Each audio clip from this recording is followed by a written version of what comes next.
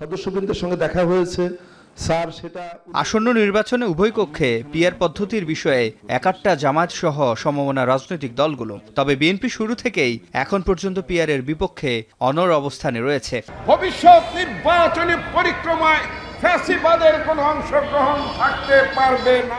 সোমবার প্রেস ক্লাবের সামনে আয়োজিত নাগরিক সমাবেশে এ বিষয়ে আবারও নিজেদের অবস্থান পরিষ্কার করলেন বিএনপির vice chairman doctor Asaduzzaman Ripon. বলেন, পিআর একটি উদ্ভট ধারণা।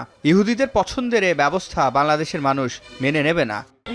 টিআর যে সমস্ত উদ্ভট কথাবার্তা বলছেন, এগুলো বাংলাদেশের সংবিধানে এগুলো নাই, বাংলাদেশের নির্বাচনী ব্যবস্থা এটা নাই, আমেরিকায় নাই, লন্ডনে নাই, যারা সবচেয়ে বেশি গণতন্ত্রের চর্চা করে। পিআর একটা দেশে আছে, সেটা কোথায় জানেন? ইসরায়েলে। পিআর সিস্টেম যদি ইসরায়েলে না থাকতো তাহলে নেতানিয়াহু সরকার গঠন করতে পারতো না। এদিকে প্রেস ক্লাবের সামনে অন্য একটি অনুষ্ঠানে বিএনপি চেয়ারপারসন উপদেষ্টা জয়নুল আবদিন ফারুক বলেন, নির্বাচন বানচালের উদ্দেশ্যেই নানা পদ্ধতির কথা বলা হচ্ছে। এসব দাবিতে রাস্তায় নেমে বিভক্তির হীন চেষ্টা হচ্ছে বলেও দাবি করেন তিনি। আবার নানা রকম পদ্ধতির কথা বলে এই নির্বাচনকে বানচালের হীন প্রচেষ্টা করা হচ্ছে। যারা রাস্তায় নেমে এই ইন্টেরিয়াম গভর্নমেন্টকে বিষাক্ত করে তোলার জন্য আপনারা রাস্তায় নেমে যে আমাদেরকে বিভক্তি করার হীন চেষ্টা করছেন, আপনাদের উদ্দেশ্যে বলতে চাই, এটা কি গণতন্ত্রের পক্ষের লোক হলেন?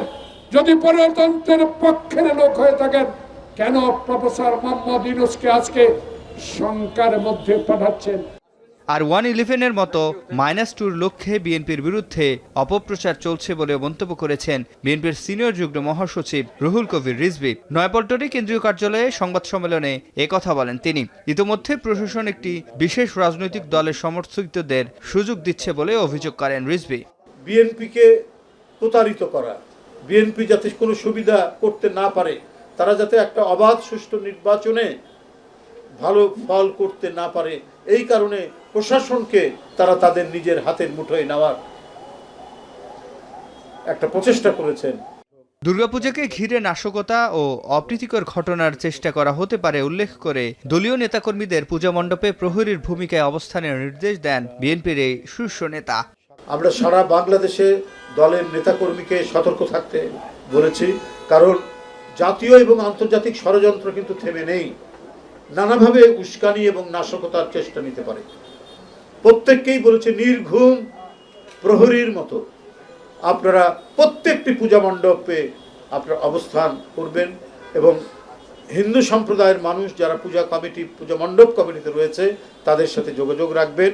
এই দুর্গা পূজায় যেন কোনো ধরনের অপ্রীতিকর কোনো ঘটনার সৃষ্টি না হয়। সিফাত শাহরিয়ার, এখন ঢাকা।